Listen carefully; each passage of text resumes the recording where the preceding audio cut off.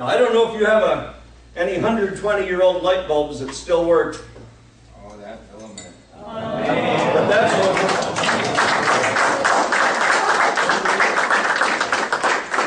the electronic world we live in, this is where it started. Isn't that amazing? My grandpa Blackburn told me that when he was courting Grandma Addie, she would light the kerosene lamp and set it next to this, so that when the power plant shut down at 9, he wouldn't notice that the electricity had gone out, because he would think a gentleman should be leaving at 9 o'clock. And I thought, well, how could you tell how would you not notice the electric lights going out? How would a kerosene lamp hit? Now I understand how the kerosene lamp, you wouldn't know the difference. I'm going to extinguish this now. For obvious reasons, I don't burn it long. And in fact, I may light that only a couple more times in my life, because I'd like to pass it on to my grandkids as a hand-blown Edison bulb that still works. Watch me trip on the cord, and you'll hear words you haven't heard before. What's the filament in that? It's carbon, right? Is it carbon or what is it? I think it's carbon. It hasn't been played much, but just a little bit. It's starting to blacken up inside. So, well, there, that's a little more what we expected, isn't it? Wow. A generation before that, the Condons got here. And Nathaniel and Rachel Condon came sometime in the 1830s. I was thinking it was 1836. Cousin Pete says more like 1838. And Mary Milks thinks more like 1838. Sometime in there, a long time ago. There were 4 couples came from upstate New York together, Condons, Tonykes, Springsteads, and Derricks, and they were all related. One was the wife of the husband of the other couple, or the sister, I mean. And 20 years roughly before Brodhead was here. And so if Nathaniel Condon had been driving his cutter through here on a winter night 20 years before Brodhead was here, he might have, if he were like me, he would be writing poetry, imitating other poets, and he might have said something like, my little horse must think it queer to stop without a village near on this the coldest night of the year, between frozen river and snowy wake. He asks if there is some mistake by giving his harness bells a shake. Guess what I have now? Here they are. These are the harness bells that came from upstate New York in the 1830s with our great-great-grandpa. He died so long ago, Brodhead was only a year old when he died in 1857. But these are the harness bells that came way back then. Now, when he had livestock for sale, what did he do? Put them on the train? No, Brodhead wasn't even here, much less the train. He walked them overland to Galena and sold them down the river. And that's what everybody did with their produce, their crops, their livestock in the 1830s, 1840s, early 1850s. You walk to Galena, you put it on a boat. Go to Galena. The river there in 1840 was deeper than the Mississippi at Dubuque is now. And at Galena, that river looks like our sugar river. And the commerce was tied to the Old South. The Ohio River, for goodness sakes, tied to the Old South. It was easier to go from Pittsburgh to New Orleans than from Pittsburgh to Philadelphia before trains. And Eastern investors, Eastern politicians wanted the West, which was Wisconsin, Minnesota, Iowa, Illinois. That was the West in 1850. They wondered if they could capture the business of the West. And so they promoted east-west railroads. The Old South got mad and started shooting for more than one reason. And so the railroads, when they came, connected us with places like Buffalo and Boston and New York City, instead of places like St. Louis, Memphis, and New Orleans. And the economy shifted from north-south to east-west here. And people in Milwaukee were very eager to connect the Great Lakes. The Great Lakes with the outlets to the rest of the world and the eastern coast, with the Mississippi River, which was the connection to the Old South and the Gulf of Mexico. So let's build a railroad from Milwaukee to Prairie du Chien. And so the Milwaukee and Mississippi Railroad was founded to do that, and it did. And that was the first railroad in Wisconsin. You'd think, by modern standards, the first railroad in Wisconsin would have run from Milwaukee to Chicago. Nah, ran from Milwaukee to Prairie du Chien. Didn't connect with another railroad. Connected with boats at both ends. And while they were building it, they decided, if one place to hit the Mississippi is good, let's do it in two. And so they created Milton Junction, and they started building a branch that would go through the lead mining region, because half the people of Wisconsin lived between Mineral Point and Shullsburg at the time, rich mining producing area. And so they started building a railroad from Milton Junction to Janesville to Monroe. They were going to Dubuque with it, but it stopped in Monroe because an economic depression occurred. And so then you had a Y-shaped railroad, Milwaukee to Prairie du Chien and Milton Junction to Monroe. Well, it got to both Prairie du Chien and Monroe in 1857, but in 1856 it came through here. There was no here then. There was Clarence and there was Decatur. And neither town would give the land or the money to build a depot and railroad yards, and the railroad says, all right, we'll split the difference.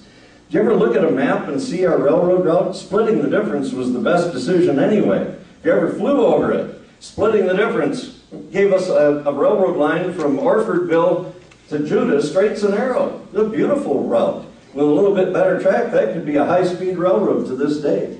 When they went west of Monroe, very curvaceous and squiggly. You could tell it was built to a different standard, intended to be just a country branch line. But from Milwaukee to Monroe, you could run some trains if you wanted to.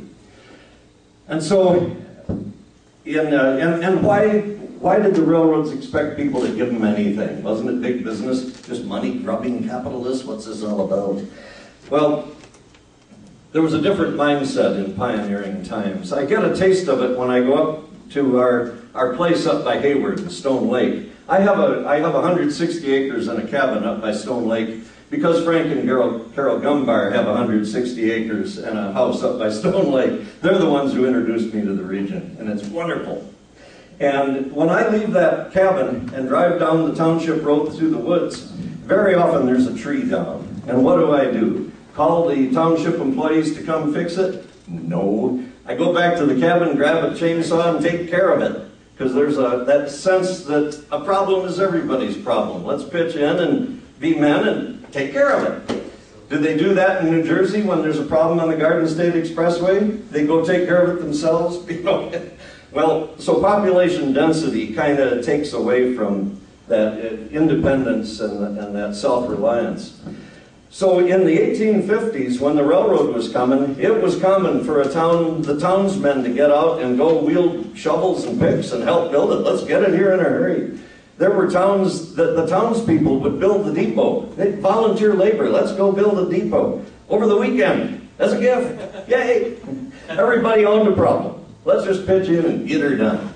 Besides that, the United States wasn't capital rich in the 1850s. A lot of the stock that was bought was in the form of hogs and bushels of wheat. The railroad would sell it, trying to get some money. Most of the money came from Europe to build this.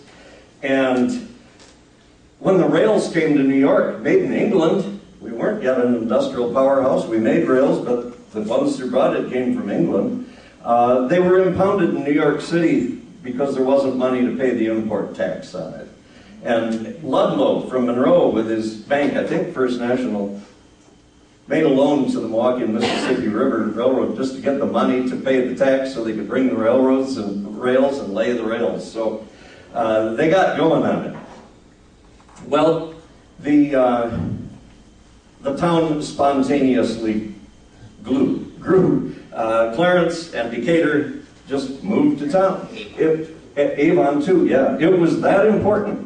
It wasn't just nice to have a railroad. If your town didn't get it, your property values could fall to zero overnight. The place that did get the railroad, the property values could multiply many times over.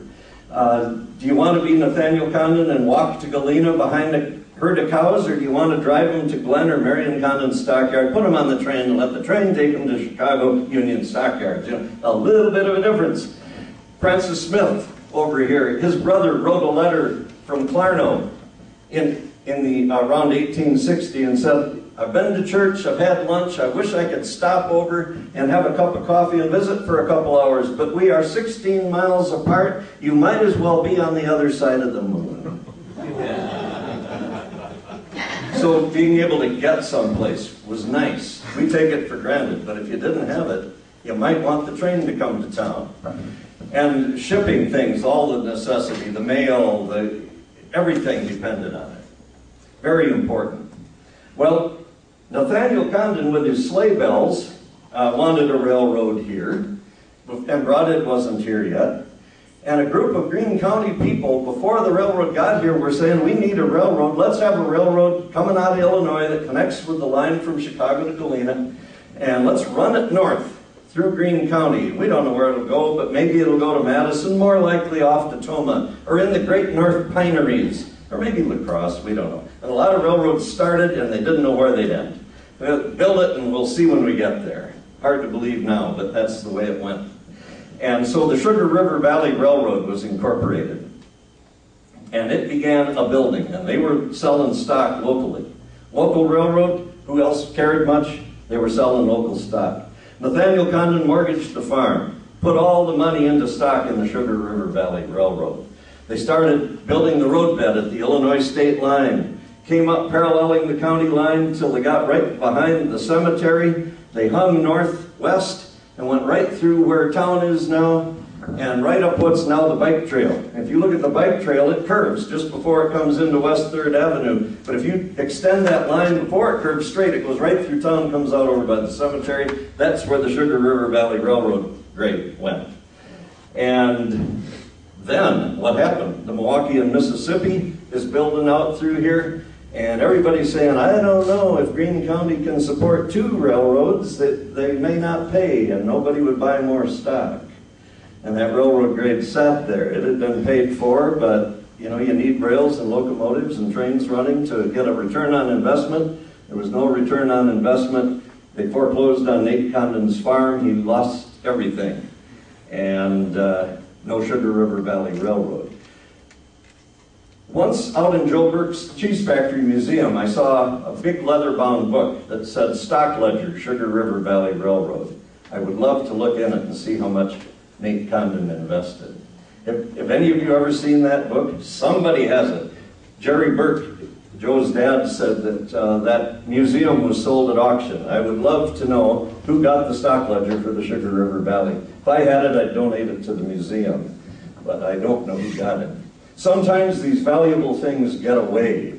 That just as an aside, that house over there where I grew up, Francis and Hannah Smith's house, beside the front door, we had a little table that had the initials BJ inlaid in the top, and Mom said, that's your great-grandma's table.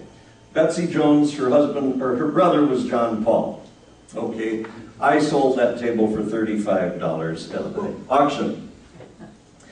A year ago, I'm reading the biography of John Paul Jones, and it said when Congress created the U.S. Navy, they told John Paul Jones to commission the first ship, and he named it for his sister, the Betsy. Do you think I should have got more than $35 for the table? Anyway, so the Sugar River Valley Railroad didn't make it. And tonight we went out to the Sandburg Cafe, Pat Wheaton, Pat Condon, and I, and just down the road behind it, what's the name of the road behind the Sandburg Cafe? Avon Road? Okay. Town line. Town Line Road. Okay. Go east on it. And when you get to the first driveway on the right, which is fire number 18046. Sounds like we're doing bingo. Okay, right beside that driveway, you will find going through the woods a railroad right-of-way. And on the left is a driveway with railroad ties for fence posts. That driveway is on the Sugar River Valley Railroad. Make a Sunday afternoon tour sometime of driving around and see what you can find of the Sugar River Valley Railroad. It's out there, but not highly visible. And so we got the railroad. And it made all the world of difference to Brodhead. How did Brodhead get its name? I'm sure everybody in this room knows that story. That Mr. Brodhead said he would, yeah, he would give the bell to the first church completed if they'd named the town for him. And the Methodists and the Congregationalists had a race, and the Methodists won. And I've been in the basement of both churches, and the floor joists are logs with bark all around. They hurried and they raced. And as a kid, I used to ring Mr. Brodhead's bell in the Methodist church for church services.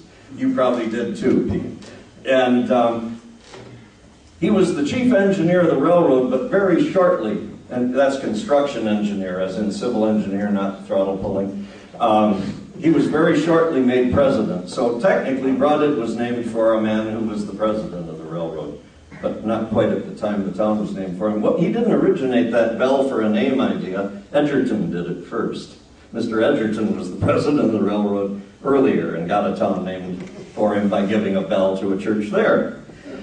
Okay, now we are going to talk about how the railroad operated, some of its schedules, what it meant to the people here. But first we're going to do just a little bit of video, break this up. And so we're not just talk and not just video, we'll have some of each.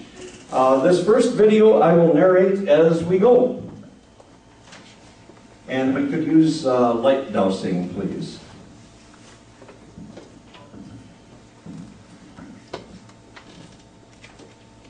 My mother was Joyce Condon. Her sister was Rosamond Blackburn, originally married John Plickta. John Plickta was a rail fan from Milwaukee. He shot this film of the Hiawatha coming out of the tunnel at Tunnel City. I share it with you just to show you what the mainline trains were like in the heyday of railroading, and then we'll take a look at the Brodhead line. I will use Brodhead line, Mineral Point line interchangeably. Look at the smoke come out of that tunnel. Isn't that cool? Uncle John was born in 1900. Came out to Brodhead frequently. Here we are, going around the curve up the New Glarus branch. 10-wheeler steam locomotive. The year is 1950. I'm 3 years old, standing next to him. I can remember when the crossing sign there said, "Look out for the cars." Here we're going up West 3rd Avenue. That's Bob Dorr at age 9. For real. I'm not making that up. Wow. And Bob was 6 years older than I. And yeah, it's shady, and Uncle John should have opened up the aperture a bit, but hey, here it is. That may be a wooden caboose, I'm not sure, I can't tell. There's Bob and his dog. They're going to head west, go up 9th Street toward where he lived. We're in front of Truman Olden's house on the left. Here's the bell, the brass bell are ringing, and we're coming into the water tank right behind this building where we sit at the moment. Steve Saunders' father-in-law, Mr. Albert, tore down that water tower. I have one of the 2 counterweights you see going up. They weigh about 50 pounds each on that water spout. Railroading was so cool because railroad men looked like railroad men. They wore the Cromer caps and the bib overalls. They had bandanas around their necks as a guard against cinders on the collar chafing their neck. It was just wonderful. And I was a 3-year-old watching this, and I remember the movies, and I remember being there. Notice the striped crossing post, black and white stripes. And just to the left of the engine is where Glenn Condon's stockyard was. And to the right of the engine was where the coaling shed was, which my scratch-built model of is on a table over here. In just a moment, Uncle John shot a shot of me as a 3-year-old here on this platform. There I am, becoming a rail fan. Guess I already was one. That platform ran from the depot all the way to East 2nd Avenue. I'm sharing this next sequence with you because it's the best that Uncle John did. This is the Dodgeville line. This shot is in Dodgeville. There's the engineer talking with a bobbing cigar in his mouth.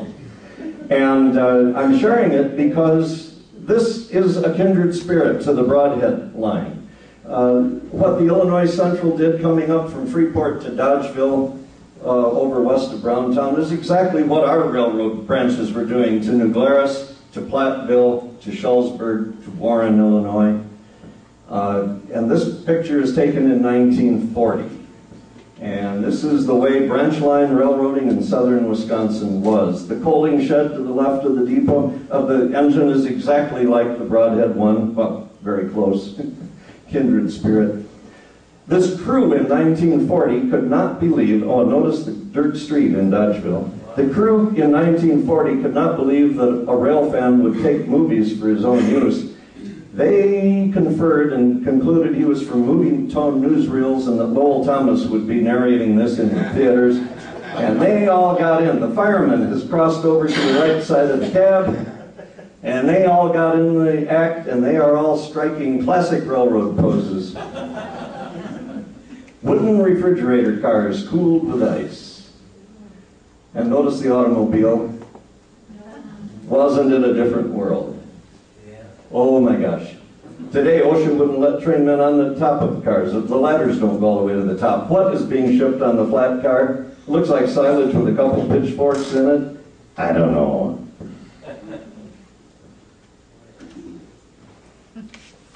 The train made 3 round trips a week, up one day and back the next. I think the bunk cars on the right are probably where the train crew stayed overnight. The depot in the background, I'll show you a picture of soon. Here they're heading out of Dodgeville for Freeport. The engine would have been built around 1900, sometime between 1900 and 1910, maybe 1899, I don't know. It's what you call a mixed train. That's what Brodhead had eventually. You see the car, coach windows, and then a baggage door. It's a combination car. There's a partition. It's half baggage and half coach. Railroaders, rail fans call them a combine, just like the farm machine term. And that's what was used on our line up to New Glarus and on our all the branch lines. The branch line to Platteville, the branch line to Schultzburg. And after our railroad lost its mail contract, which we'll talk about in a minute, a combine was used at the end of passenger service through Brodhead. Notice the cow path crossing the creek to speak Wisconsin.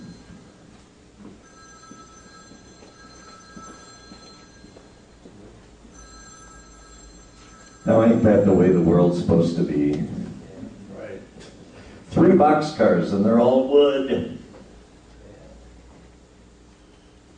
Windows open. No, nothing was air conditioned back then. I remember to cool off on a summer night, Grandpa Loudon would take our 37 Chevy and we'd go for a 30-mile-an-hour ride with the windows open. That was the closest thing to air conditioning you'd get. New Orleans, 1,000 miles. That was the other end of the Illinois Central. Dodgeville was as far north as the Illinois Central went. Here's Uncle John at age 40. If you were alive, he would be 112 today. He was like a dad to me, closer to me than my dad, actually. I dare say that now that they're all passed. He had his camera on automatic pilot, taking a picture of himself eating an apple sitting on the track. Now here comes the train northbound again. This is the next day. Later I'll show you a still picture of this very scene, the way it looks today. This train was torn up in 1942. And so weedy track with the engine waddling, and all the traffic that railroads don't have anymore. There's 4 cars of livestock. The last livestock was shipped on the Rio Grande in Colorado in the 70s. A car of farm machinery. And 3 or 4 cars of goodness knows what. Could be barn line, it could be lumber, you don't know. And the combine again. Here's coming into Dodgeville. That house beyond the smoke is still there. The right-of-way can be driven. Look at the milk cans on the platform. And notice the hurried pace of the men here. Ain't that great? Oh, would you like to buy a ticket in a time machine and go back for a week? 1-stall roundhouse, so they called them an engine house. The cinder pit. And the turntable, it was called an Armstrong turntable because the big lever on each end took strong arms. Look at the guys to push. There's 3 on each end. And it doesn't just take off spontaneously. Labor-intensive industry. You've got 4 or 5 cars up one day, back the next, and there are at least 8 men in this picture. Some of them are probably the section men who worked on the track helping to turn the engine. 'Cause the engine crew wasn't that big. Wow. The model railroader put the decal crooked on the front number plate. Uncle John always said the guy on the near end could have pushed it himself. You get it going, it's hard to stop. That thing called inertia. Aren't the laws of physics a bummer? Teeter-totter turntable, look at that thing bounce. Cleaning the ash pit. Or the ash pan into the pit, I'm sorry. And here's the last scene of the Dodgeville footage. This is Blotz's Mill Trestle, just south of Dodgeville. Looks like something out of the Wild West, but our railroad had timber trestles out farther west. The Schulzberg branch had a nice timber trestle. Schulzberg branch was torn up in '52. Glad I was born as long ago as I was. I caught the tail end of this era, able to see a lot of these things. Now next we're going to go to movies I took. This is Brodhead 1963. And here they're coming around, same place we saw Uncle John's shot of the steam engine. This is 1963 going to New Glarus. The snow doesn't look that bad, but it was a snow day. That's why I was home. I shoveled 4 sidewalks and grabbed the camera when I heard the train. Heading to New Glarus.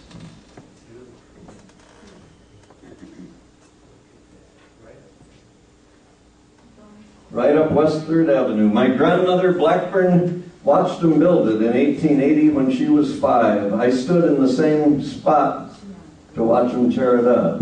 See, I had this keen sense of history, keen sense of belonging to a place. I rode trains a lot. This is the train coming into Janesville from Madison, going to Chicago. And we did that a lot. Here's 508, used on the Brodhead line many times. 508 often used, right behind the building where we are now, right behind the bank. Because the feed mill was still there. The hand car house on the left, and right next to the hand car house had been the coal shed for the steam engines. Memorial Day, 1965. I'm riding as a passenger in Bob Doerr's car, shooting this engine going from Brodhead toward beyond Judah. Now here it's stalling on the hill, trying to get up to Monroe. It's a small SW9, I believe, but maybe an SW7. Look at the smoke come up from the wheels. They're spinning their wheels here. I was in exactly the right place to catch this train stalling on the hill. Wow, what a shot. You were on that train? Yes. Fantastic. Fantastic. Did you make it up the hill? Tell them, no, they stall right here, right where I am. Oh! Were you a brakeman? Yes. So I think there's a picture of you. Tell us if you are one of the guys in the hopper car on the back end of the train. This was the last holiday that right there. 2 guys. I believe that's me right there. Oh, that's fantastic. Tell everybody your name, sir. Jack Fleming. Yeah, from Janesville. Yes. Yeah. So cool. This is coming down from New Glarus. That's amazing, Jack. Honor to have you in the audience. This is the bike trail from New Glarus. This is the summer of 1968 when I worked in the Bank of Brodhead. I was 21 years old. Here I'm shooting through the windshield of my 65 Mustang. Talk about talk on the cell phone. I'm driving and shooting a movie. Here's the Fairbanks Morse engine, just like the one that's behind the depot now. And the caboose, just like the one that's behind the depot now. And that is that for a moment. Let's get the lights again. And we'll go back to a little more talk about history.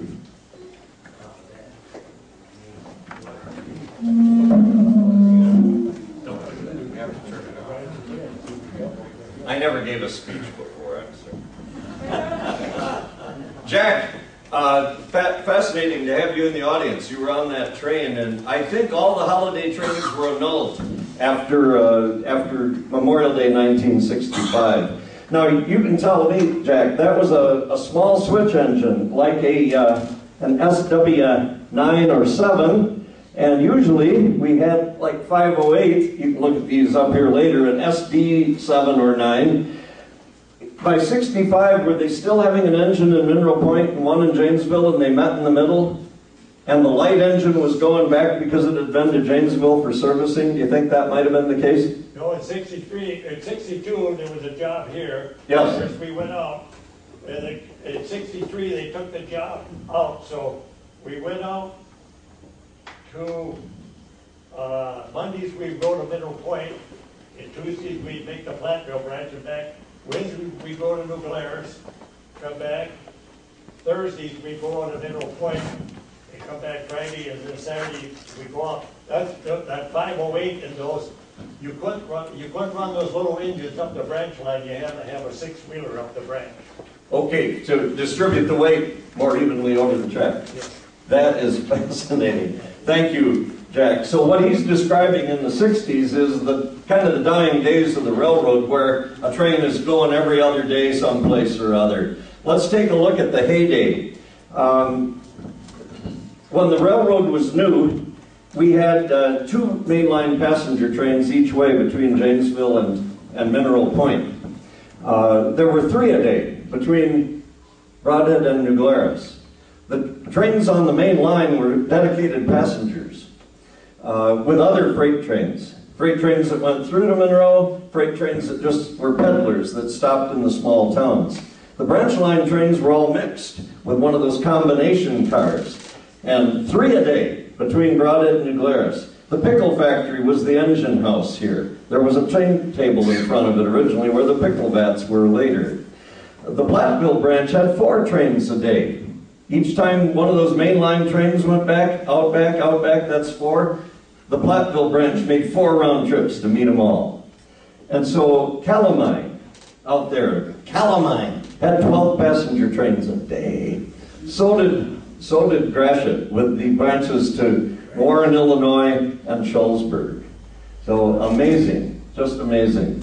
So Brodhead had 10 passenger trains a day in 1880, 1910, plus the freight trains. I calculated that in about 1910, there would have been 30 different trains running a day on our railroad.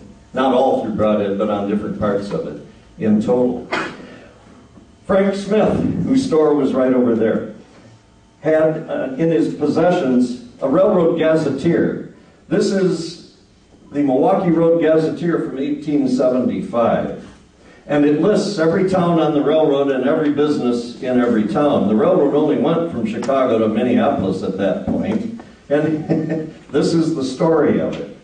I transcribed it because I didn't want to open up the pages on a copy machine and break the spine of that book. So I typed it off in 8 typed pages. Pat, I'll leave this with, it's a gift to the museum. The description of Brodhead in 1875 on the railroad.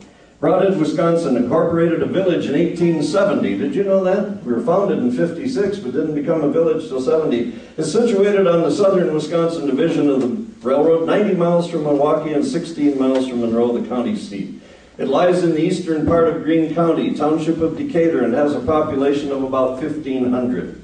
Sugar River, you'll love this. Sugar River runs by the village, affording a magnificent water power adapted to the heaviest kind of manufacturing. The surrounding country is slightly rolling, the soil sandy for 1 1/4 miles west of the river and beyond of black loamy prairie stock. That's what Nate Condon lost when the Sugar River Valley didn't make it. The productions are all kinds of grain, wool, tobacco, and cereals. The people are enterprising and thrifty and liberally encourage the location of manufacturers. There is every facility in the way of education, and society is good. The Norwegian Plow Company was situated in Brodhead. And on the flyleaf of this book, there are 2 ads. 2 plows are pictured. The top one is for the John Deere Plow Company of Moline, Illinois, and the bottom one is for the Norwegian Plow Company, Brodhead, Wisconsin. Which one made it? Seriously, what was the difference in the managerial philosophy between those 2 companies? Why? Did one become a world-known name and the other unknown? When I summarized the businesses here, and the Historical Society will have this, but in 1875, Brodhead had, according to this gazetteer, 9 grocery stores, 7 factories, 6 physicians, 5 general merchandise, 4 milliners, 4 shoe stores, 4 tailors, 3 saloons, one owned by a Frederick Gomber. Would that be a relative? Spelled different in those days, Frank? Gomber at that point. Great-grandfather? Yeah, amazing.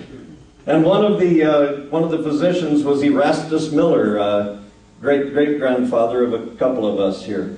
Bartlett and Son Carriage and Wagon Factory, 4 carriage and wagon factories in Brodhead. The railroad, the railroad had the mail on it. And they used to have railway post office employees. The U.S. Postal Service had employees on the trains. And they had cars that had a little door at one end and some little windows, and that's where the postal employees worked. And then there was a big baggage door at the other end. There was a partition in there, and that's where the baggage and express traveled. And the railroads carried 5 kinds of things when they were new. People, passengers. But they carried the U.S. mail in a railway post office car, call it an RPO. They carried express, which is what UPS has today. And the express company in Brodhead was Wells Fargo. There were 20 express companies. American Express was one, carrying packages before they purveyed credit cards. And the 20 express companies merged to form Railway Express Agency, REA. There was LCL, which stood for less than carload freight. And that would be such things as the feed mill getting 20 bales of barbed wire or 6 cattle watering troughs. Or in my lifetime, 4 new tires for the 37 Chevy. And I ran from home on foot to roll the tires from the depot back home one at a time. And that was LCL, less than carload freight.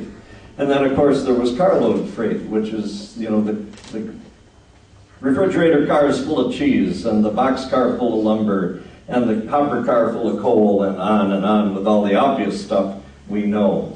The last carloads of anything was barn line. Barn line. Barn line, I'm sure. Yeah, probably barn line. Into the and then it brought it. Sure, I bet you're right. The barn line was among the ends of it, and our grandfather Condon would ship livestock from Brodhead. And my dad, who was born in 1909, was 10 years old the first time he went to Chicago, which would make it 1919.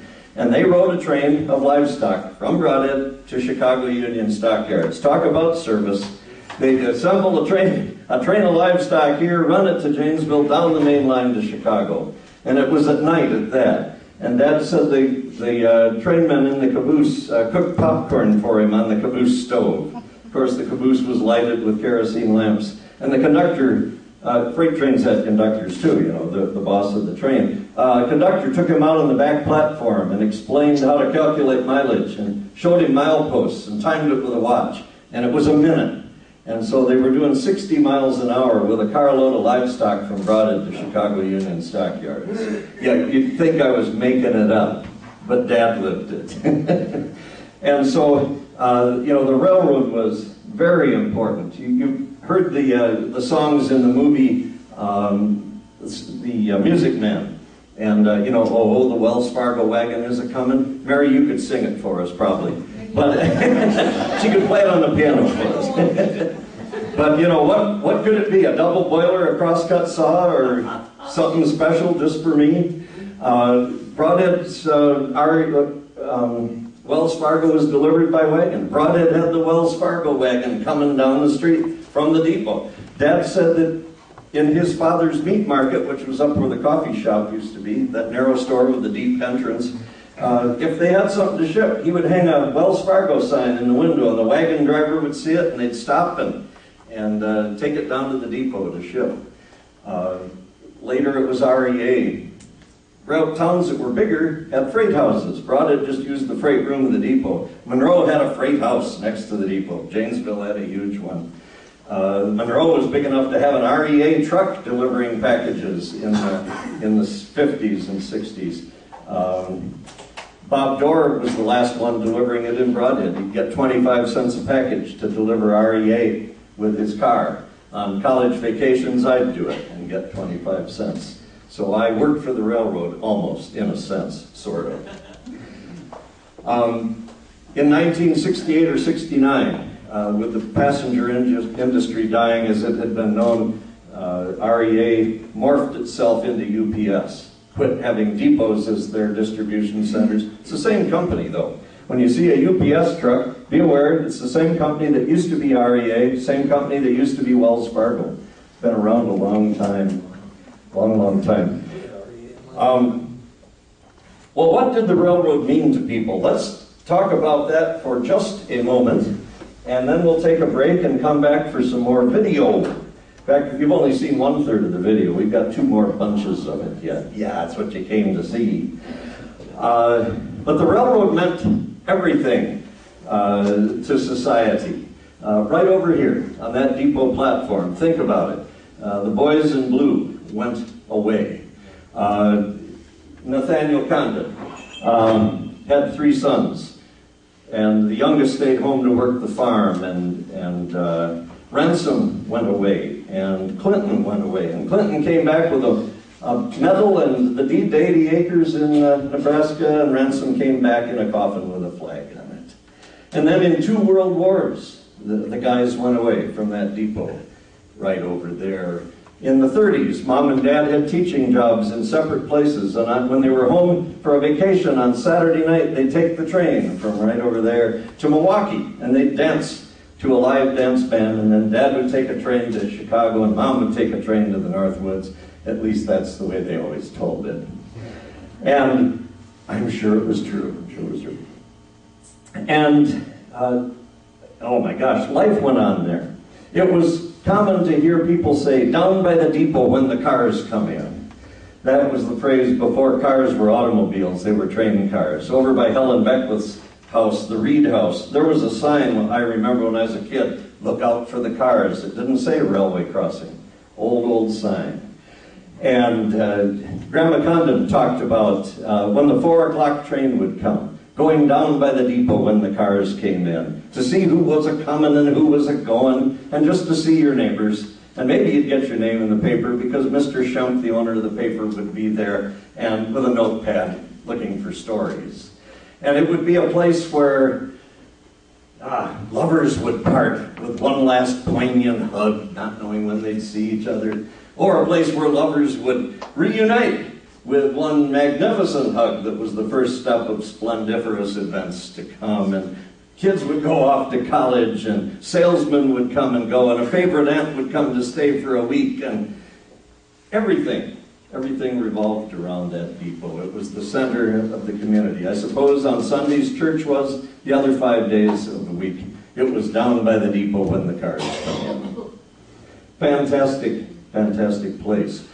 As the automobile came on, the 2 trains a day withered down to 1, and the 1 train became a mixed train with freight cars in it.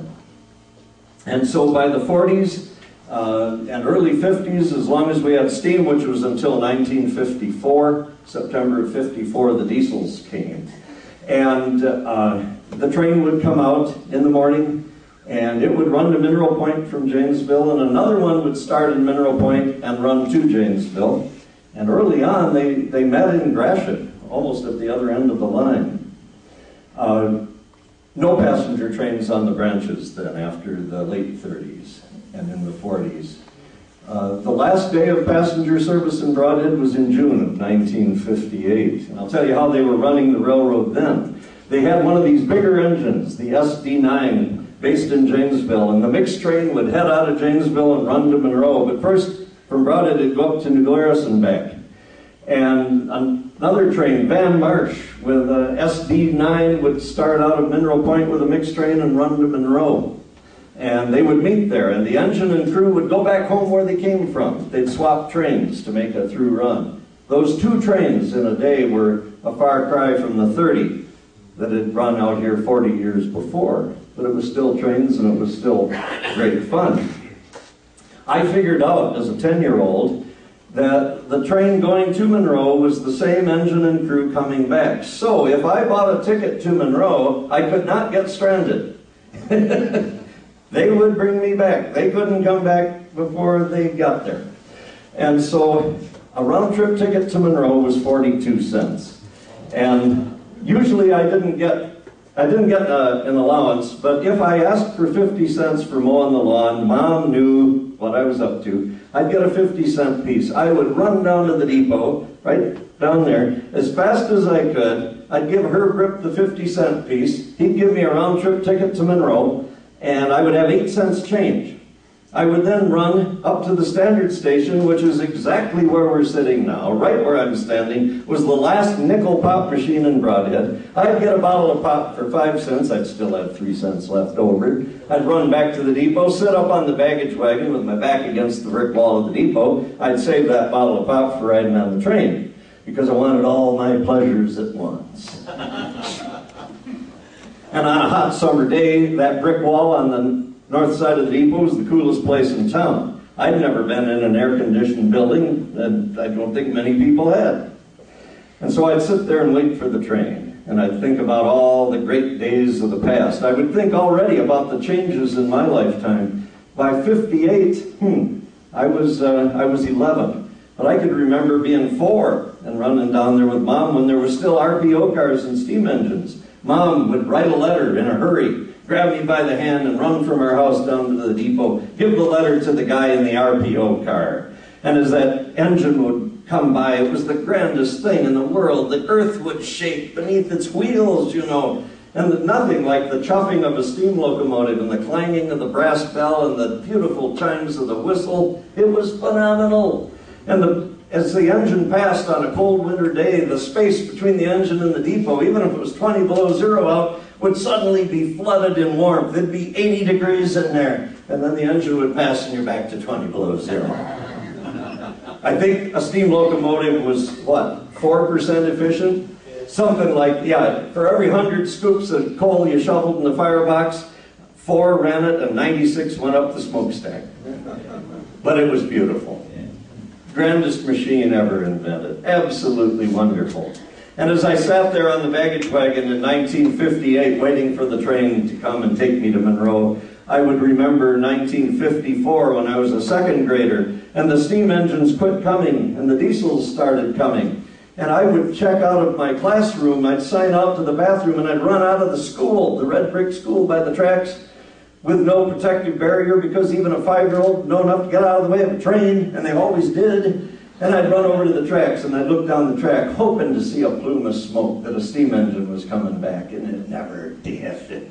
And sometimes I'd sit down on the rail and cry, because I wanted a steam engine to come back. Then I'd go back to class, and I'd trudge in. And the teacher would look at me, you know, and say, "You okay?" "Oh yeah, fine." What was I going to say? I left school without permission. I went over to the tracks. I was hoping to see a steam engine. I didn't see it, so I sat down and cried. They would have either had me in a mental asylum, or the principal would have just beat the hell out of me. And I don't know which, but it wasn't going to be good. I didn't dare tell anybody what really was going on. I kept it to myself. And so, the great days of the railroad. Being in the depot with the flickering fire on an autumn night in that coal stove in the waiting room, waiting to ride to Milwaukee to see my uncle, who was the rail fan, and Aunt Rosamond. Fantastic. And there on the walls was a poster of Uncle Sam making a muscle with a boxcar strapped to each foot in this picture. And the caption was, "Rolling to Victory." I mean, the railroad was everything to everybody. It was phenomenal. I can remember riding to Milwaukee and not a seat available in 1951 or 2, that late. It still was used a lot.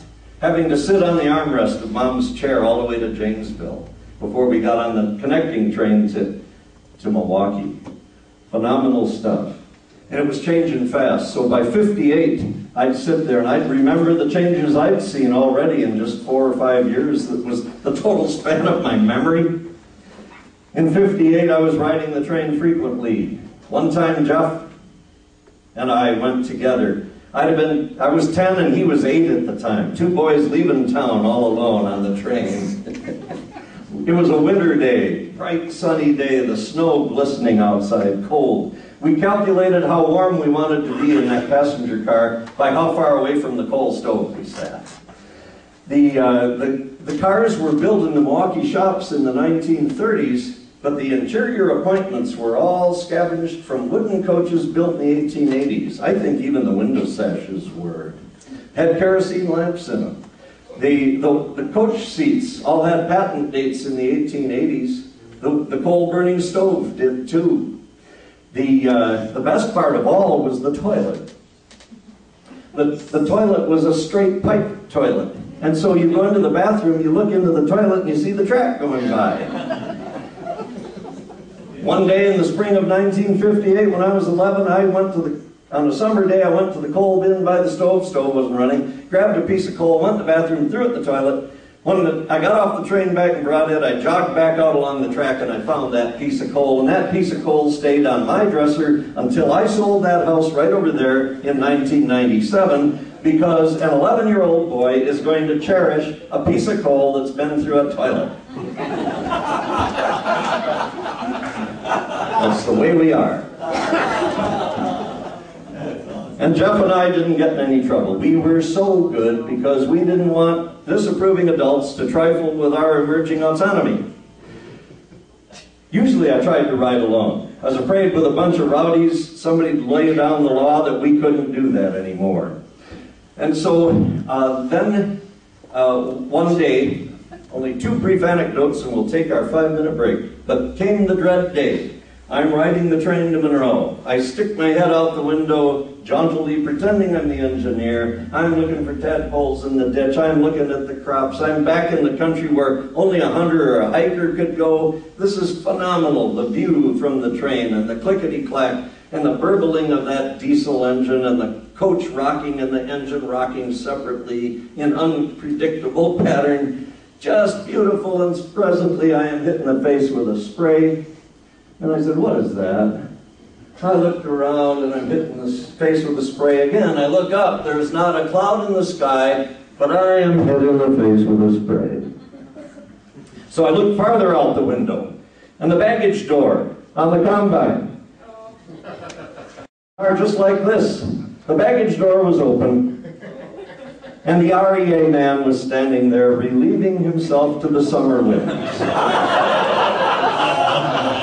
And I went to the cooler, the little conical Dixie cups, you remember? I poured 100 of those over my head, as thoroughly grossed out as an 11-year-old boy could be at having had the baggage man pee in his face. It was not good.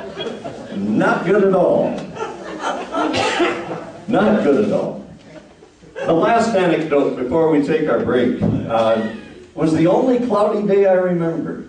Time after time after time. It was a bright sunny day, and the memories are full of bright sunny days riding the train. And get to Monroe, and the crew would always give me a message for the crew of the other engine. So I'd have to climb up in the cab of a railroad engine. There was nothing greater than that in my life, until I met Patricia.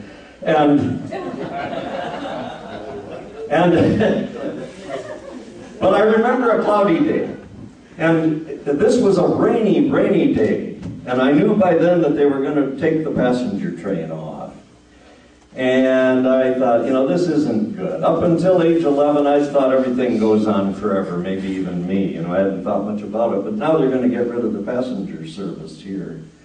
And so I nestled down deeply into that leather seat, and the end platform of the coach was wide open, and the rain was hitting the open platform out there.